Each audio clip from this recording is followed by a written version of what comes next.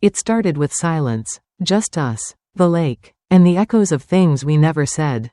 I made a choice that night, quiet, impulsive, dangerously comforting, and now, even silence feels louder. He's still in my head. And I still don't know if I regret it, or crave it. I never thought I'd be the kind of woman who tells this story. The kind of story that lingers in the silence between heartbeats. The kind that doesn't feel real even after it's over. But here I am, still haunted by a single weekend that changed everything. It happened last fall, when the leaves had just started to turn and the world outside felt quieter. Softer somehow. My ex-husband had asked if I could spend a few days at the lake house while he was away, just to keep an eye on Ethan. His son, my stepson. It didn't feel like a big deal at the time. Ethan had just turned 19. A good kid, quiet, polite, thoughtful. We'd never been especially close. But there was history between us. Not romantic, of course, not then. Just something tender I never examined too closely. I told myself I was doing my ex a favor. That it was just a long weekend. Nothing more. But the quiet in that house, it did something to me. To both of us. It wasn't a plan. I didn't mean to suggest what I did. But when I looked at him that night, really looked, I saw someone I hadn't seen before. Or maybe I saw something in myself. And I crossed a line. Quietly, carefully, but fully. I keep wondering, if I hadn't said those words, would everything still be the same? My marriage ended quietly, no screaming, no betrayal, just distance that stretched too far and for too long. By the time the paperwork was signed, I barely recognized the man I'd once built a life with. And worse, I barely recognized myself. I stayed in the house out of routine more than anything. The rooms still echoed with a life I no longer lived, silent dinners. One-sided conversations. A bed that felt colder with every passing year. Some nights, I'd catch myself staring at the hallway light, hoping it would flicker just to break the stillness. I wasn't sad, not exactly, just invisible, like I'd faded without anyone noticing.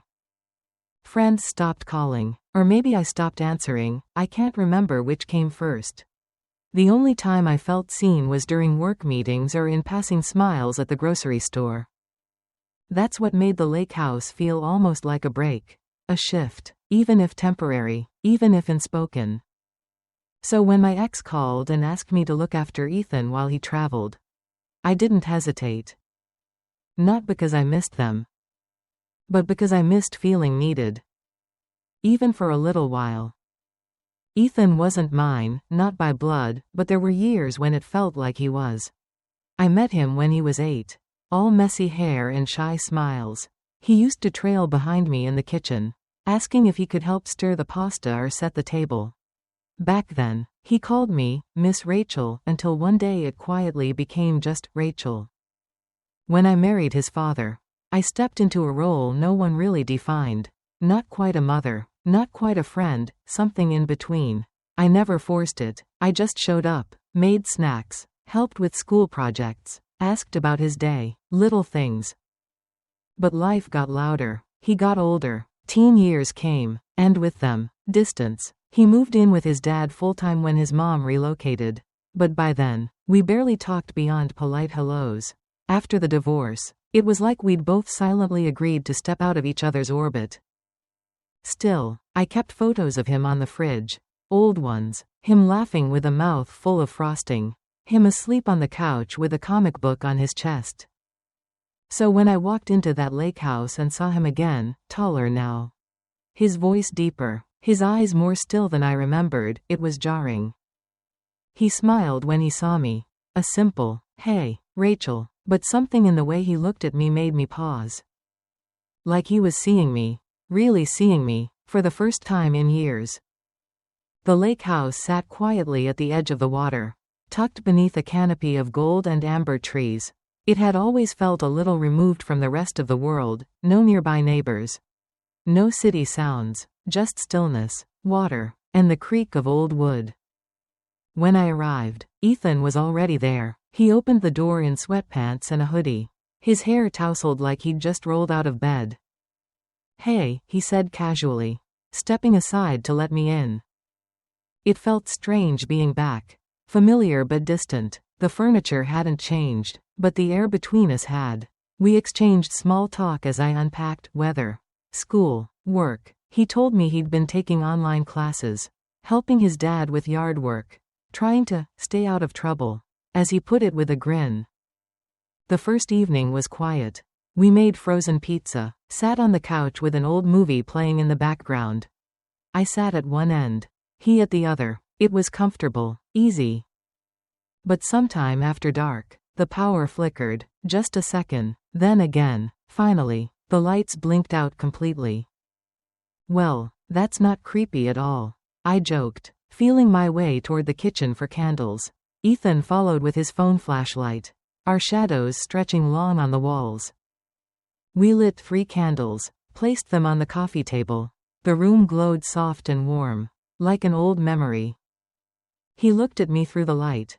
This feels kind of nice, actually. I nodded, suddenly aware of the quiet, the way the air settled around us. And how close he was sitting. I don't know exactly when the shift happened, only that it was subtle, quiet, and terrifyingly easy. We sat there, the two of us, bathed in flickering candlelight. The movie had ended, but neither of us moved to turn on another. The silence wasn't awkward, it was full. Ethan stretched his legs across the rug, then leaned back on his elbows. It's weird being here without Dad, he said softly. I nodded. It feels emptier than I remember. He glanced at me, then back at the ceiling. I used to wish you had stayed. The words landed heavy. I turned to look at him. What do you mean? I mean, after the divorce, you kind of disappeared. I swallowed hard. I didn't think you wanted me around. You barely spoke to me. He looked at me again. This time, longer. That's because I didn't know what to say. You were always just there, safe, and then you weren't. Something in me cracked. I reached for his hand before I could think. Just a soft touch, a reflex. His fingers curled around mine. I should have pulled away, should have said something to lighten the moment, but I didn't. Instead, we sat there like that, hands barely clasped, until he shifted closer. His shoulder brushed mine, and neither of us moved. I felt his eyes on me, not boyish or playful, just steady, curious, too grown. I turned to say something, anything, but he spoke first. Can I ask you something? I nodded. Do you ever feel like you're waiting for something to happen, even when you know it shouldn't? My breath caught. Because yes, I did. I barely slept that night. I lay in the guest room staring at the ceiling, listening to the old lake house creak and settle around me. But what I really heard, what I couldn't block out, was the echo of Ethan's voice. And the way his fingers had felt wrapped around mine. It shouldn't have meant anything. It was a moment, a charged one, sure, but moments pass. Except this one didn't. Every time I closed my eyes, I saw the way he'd looked at me, not like a boy looking to his stepmother for comfort, but like a man trying to read a woman's heart. I felt warm, restless, caught in between guilt and something far more dangerous. The next morning, I avoided his gaze, made coffee, talked about the weather. He was casual, like nothing had happened, but I saw it in the way his eyes lingered a beat too long. The way his hand brushed mine when we passed each other in the narrow hallway. Later, we sat by the window, watching the lake shimmer in the afternoon light. I missed this place, he said. It feels like everything slows down here. It does, I replied, barely above a whisper.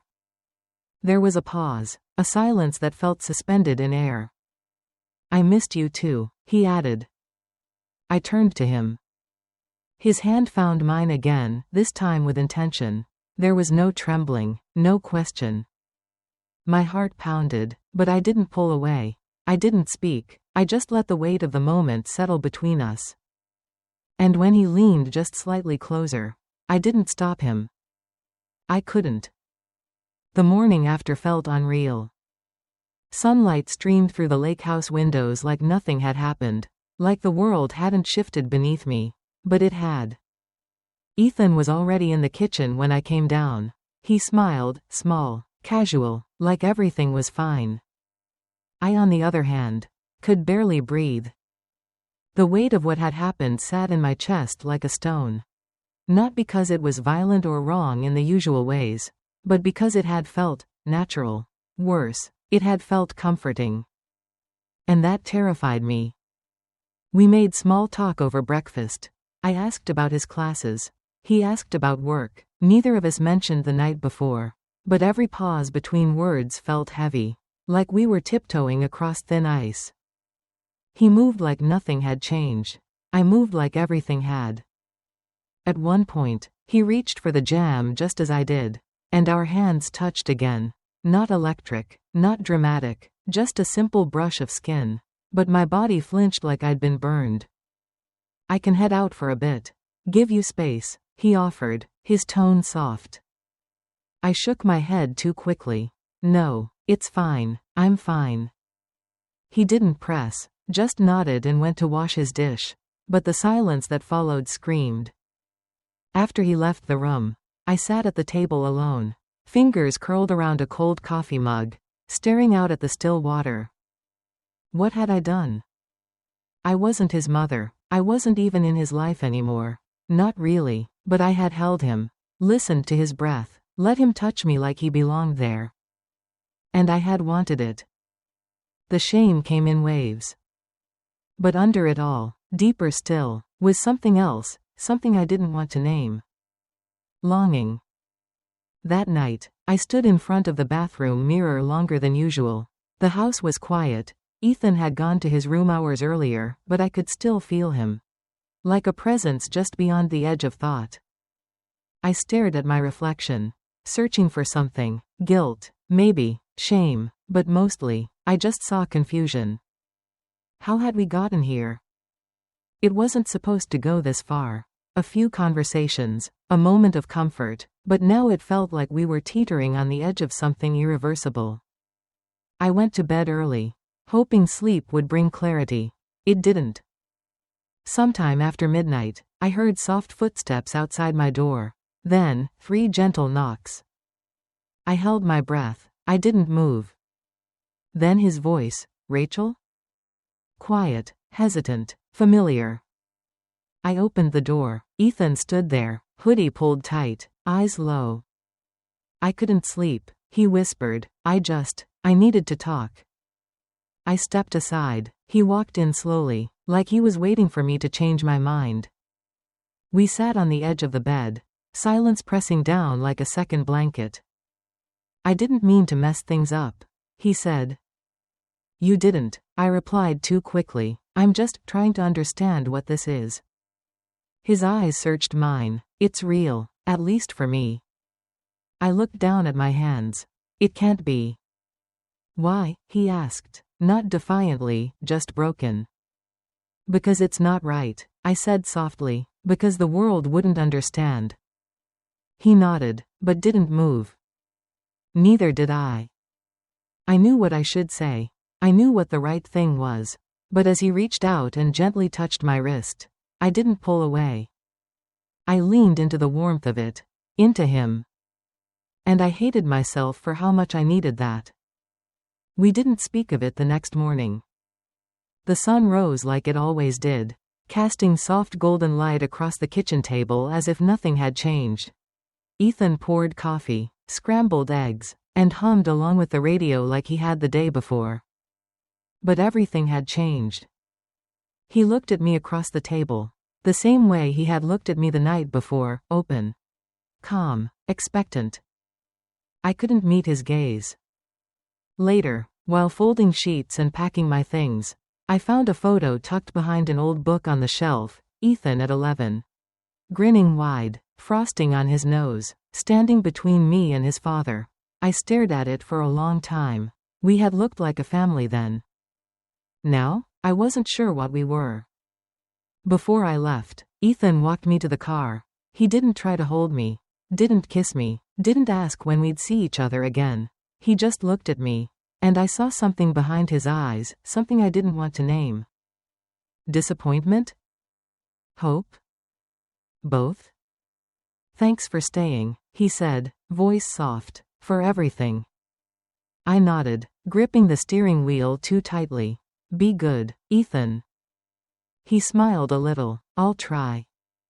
As I pulled away, I glanced in the rearview mirror. He stood there watching me, hands in his pockets, until the lake house disappeared behind the trees. The silence in my car was deafening. My mind kept circling back, not to what we did, but how easy it had felt. How natural. And how unnatural that ease should have been. I told myself I'd put distance between us. Let time undo what happened. But deep down, I wasn't sure I wanted that. Because for the first time in years, I had felt something. And that terrified me more than anything else. It's been weeks since that weekend, but it still lingers like a song stuck in the background of everything. I've gone back to my normal life. The meetings, the grocery runs, the quiet dinners alone. From the outside, nothing has changed. But inside, everything's different. I haven't spoken to Ethan since I left the lake house. He hasn't reached out, and I haven't either. Maybe we're both waiting, hoping time will wash over what happened and make it something softer. Less complicated. Or maybe we're afraid. Sometimes, late at night, I think about his hand in mine. The way it didn't feel wrong. The way it felt like being remembered.